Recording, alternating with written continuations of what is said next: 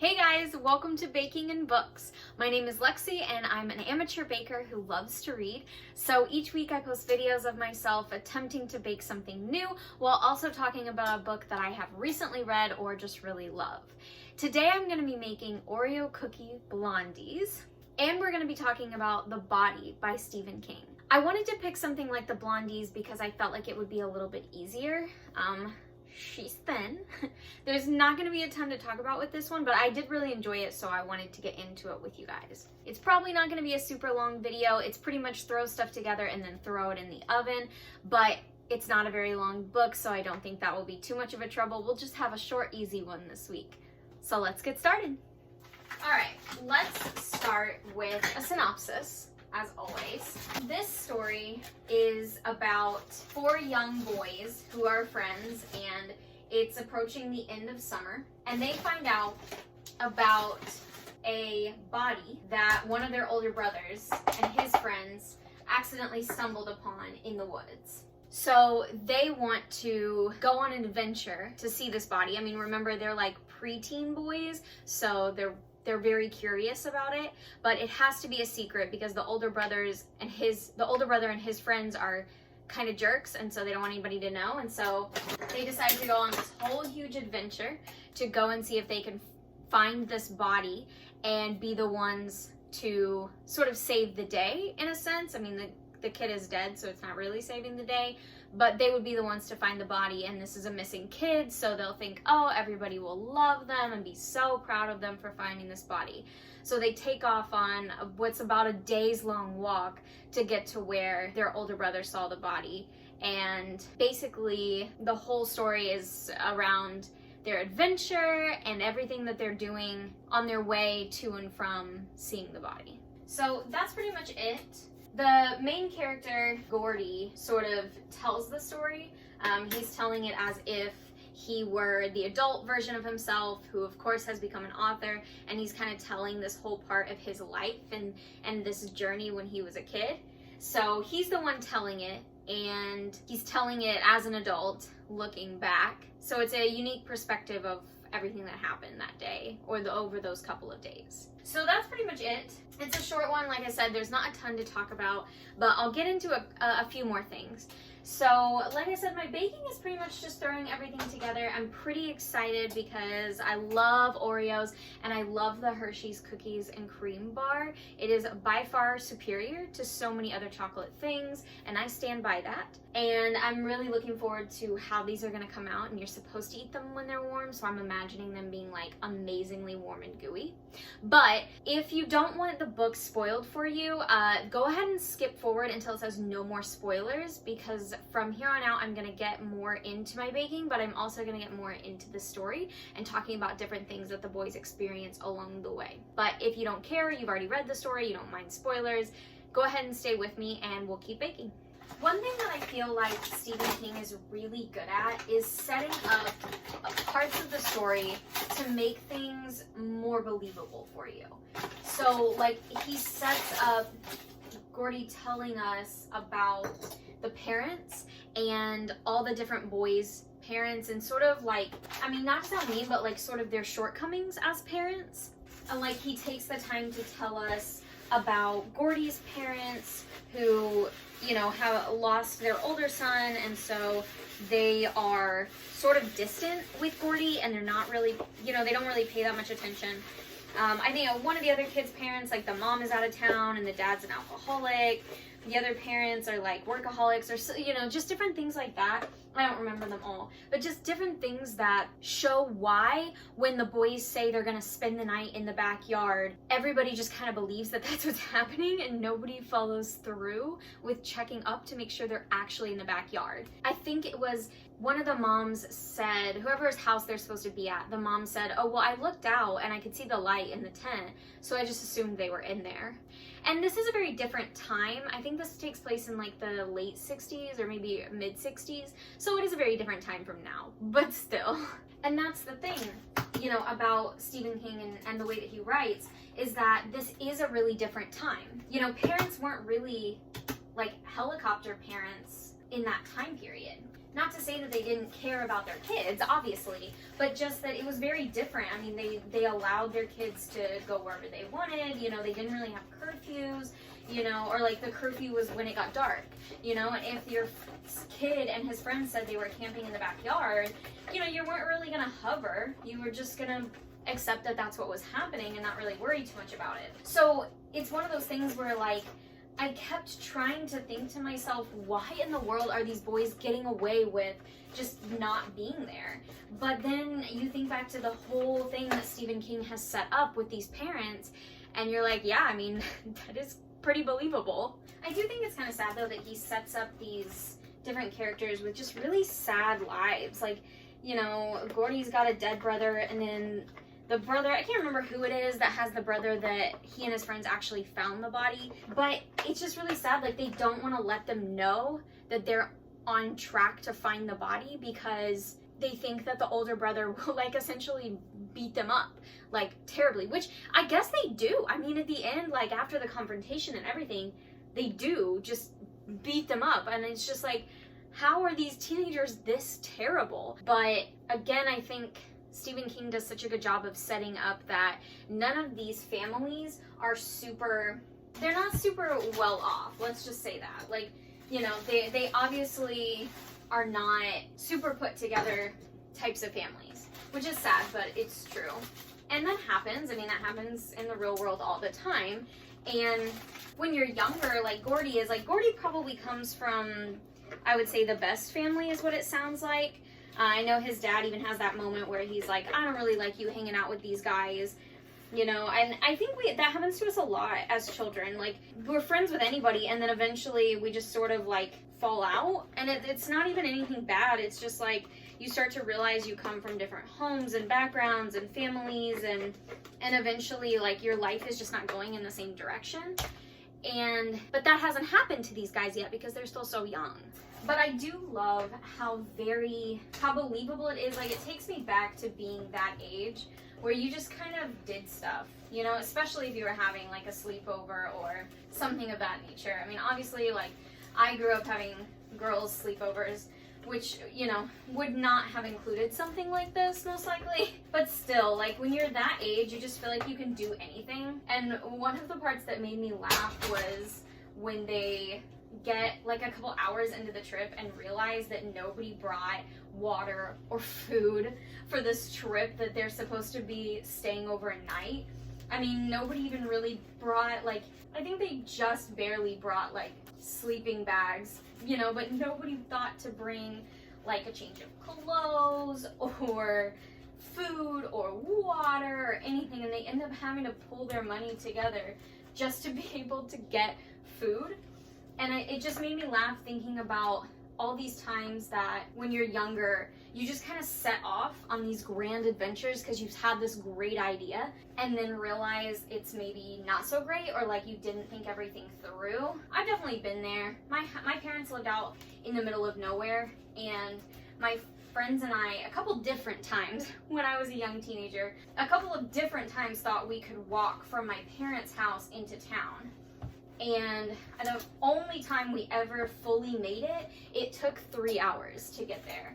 And of course it was summertime because, you know, it always is. It's always summertime when you do these kind of stupid things. And we were so hot and thirsty, and it was like, I look back on that with fondness, but I also roll my eyes at myself and my friends for being so dumb and naive to think, yeah, we could walk all the way to the Dairy Queen in town, which that'll only take a couple hours. What's a couple hours in the middle of the summer? And that's such a kid thing, and that's what all of this reminded me of. Okay, I have to chop up my Oreos. It says 1 cup of Oreos, but like, how am I supposed to know how much that is? We're gonna say that we're gonna chop up 10 Oreos. I'd rather have more Oreos than less Oreos, obviously. I also am a huge fan of the little nods that Stephen King often puts in his stories to his other books.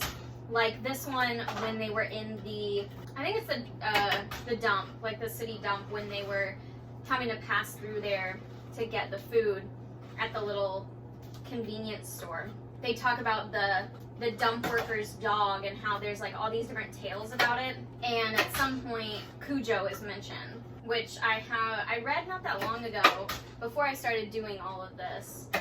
So I don't know, maybe in the future I'll do a video about Cujo, but it was a lot sadder than I thought it was going to be, so maybe not. But I love that he mentioned that, and that's something that he's just so good at that I really enjoy, is that like all of his stories definitely belong in the same universe. And he's really good just about like throwing in those little Easter eggs for you to find. And like, as somebody who loves reading Stephen King books, I enjoy that because it's like a little nod to me that like, hey, you read my book, you read my other books, and I love that about you, so here's this little Easter egg just for you. And I don't really know why he does it. Maybe it just brings him personal happiness, but it brings me a lot of happiness too. So I appreciate it, Stephen. I feel like the moment with the train tracks is so, again, like young preteen child. Like, they know that going over these train tracks and walking on these is probably not a great idea, because what are they going to do if a train comes along? But it's the quickest way across, so they're going to do it anyway. I love that. It's just like, that's all of us as teenagers. And of course they have to have like some dramatic moment, because why would you not, you know? But they do make it and end up having to like spend the night there and everything. I like too the little hints of fear when they're in those moments, especially at night, when they're hearing all the animals and different sounds that they don't really know what it is. It kind of takes you back to the idea that they definitely are still kids, you know, like just laying there in the dark, and you have this big adventure all day long and you think you're so cool, and then all of a sudden all these strange noises start to happen and you get really freaked out. I feel like we've all had those moments as kids. And as tough as you sometimes act, those moments bring us back to reality, that you really are just kids on an adventure. I also think it's interesting though that like, I'm kind of going to circle back around to the older brothers and like the other teenagers in this little gang that he has apparently. I don't remember whose older brother it is, but he has this like little gang of friends, and I think it's weird when teenagers act like they have this hold over anybody younger than them.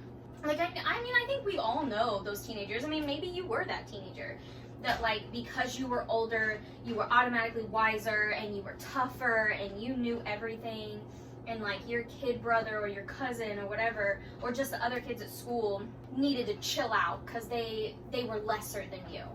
And that's exactly what these boys are, is they're the type of boys that automatically believe they're better because they're older and tougher. And I think that's just weird. Like, we all know those teenagers, and I just find it to be odd when teenagers act that way. Honestly, tips to teenagers, if you happen to watch, you're not better just because you're older, and eventually the older generations, like not just your parents, but everybody is going to turn around and treat you the same way.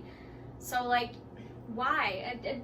I don't know. It's just weird. And I think a part of it's like home life, and you know, you could dive into that whole psychological realm, I'm sure, and talk about how they probably get no attention at home, or like they're not the tough guy at home, like, you know, their dad's the tough guy or whatever, so they have to be the tough guy at school or on the bus or wherever. And that's exactly what these boys are. Like, they come back to find the body, which they didn't want to find in the first place, and find 4 preteens and are like, yeah, we gotta gut them, we just gotta take them out. Like, really? You're just gonna like beat the shit out of these boys? It's too much. It's too much. And not that it's like Steven's fault by any means, because these people are very real and very out there. But it's just, stop being like that. It's weird. I tasted it and it kind of tastes like cookie dough with Oreos instead of chocolate chips. So I'm really interested to see how this comes out. Obviously never have made a blondie before, but is that the definition of a blondie? That it's like a cookie, but not?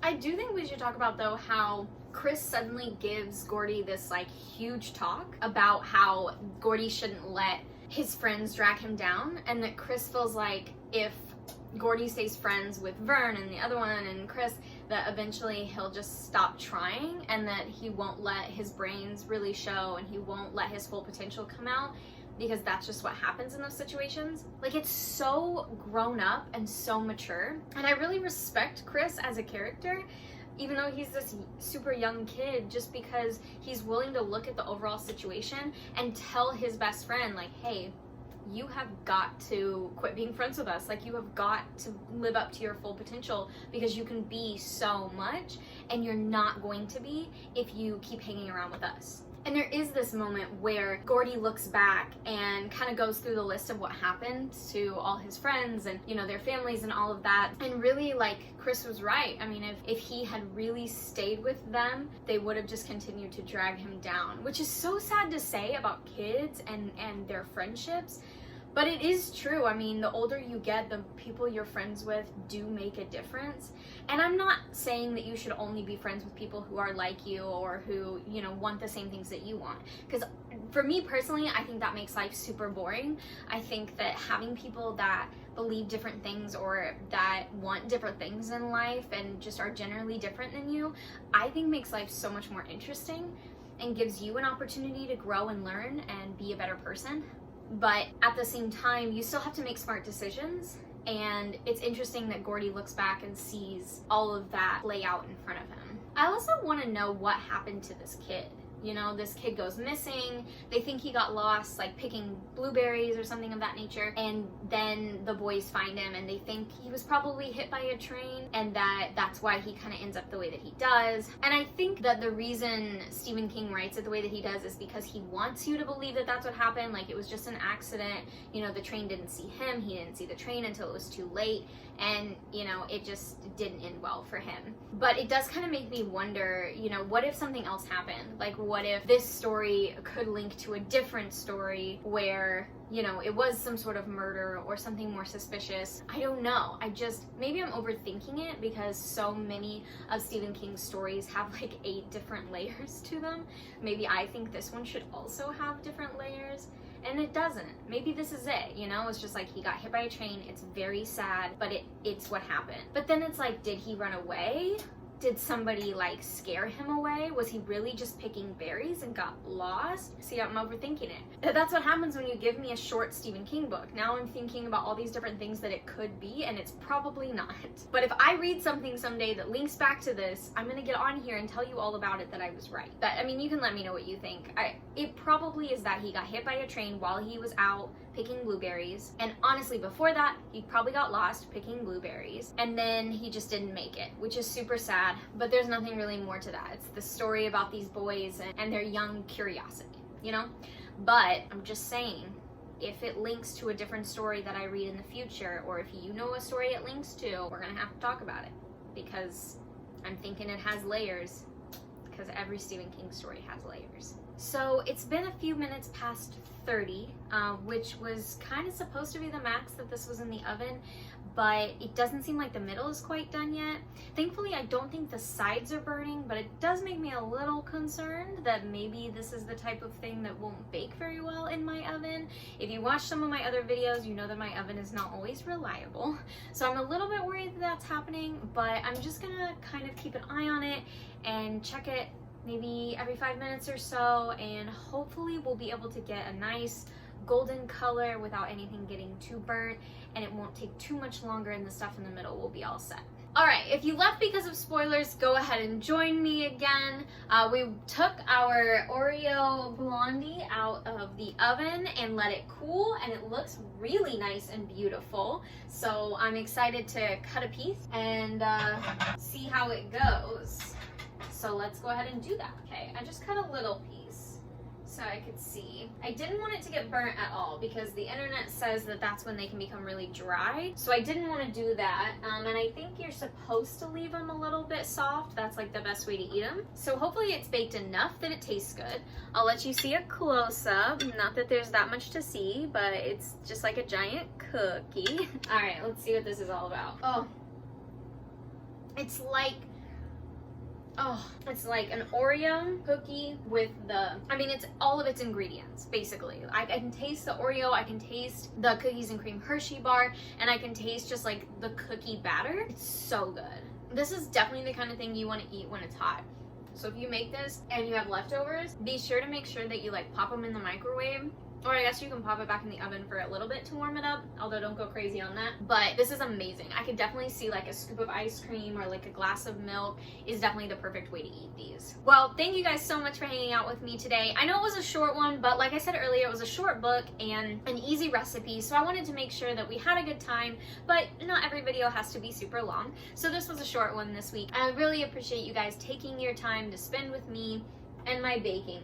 I would definitely say this was a success. I really like it. I think it's delicious. It was an easy recipe and it survived my oven, which is always a plus. So that's a good thing. If you have other recipe recommendations, please feel free to leave them below. I'm always looking for new recipes and it can be anything. I mean, I'm willing to try whatever, even if it's like a cupcake or a cake or whatever, something I've already tried. I love those kind of things and I'm always willing to try them. I would definitely recommend this book. I know that a lot of people probably know it better by its movie form. Not a super new movie, but Stand By Me was based off of this book. I've never seen it, so I can't comment on it, but I know that a lot of people know that. I would recommend reading the book. It's fun, it's quick, it's got cute little, you know, memories of the past. It'll make you remember when you were a little bit younger and make you kind of smile and laugh and have all those good emotions that we love, as well as some deeper emotions, because, you know, it's like almost a coming of age story in a sense. If you can, try to shop local. I don't remember where I got this. It might not have been anywhere local.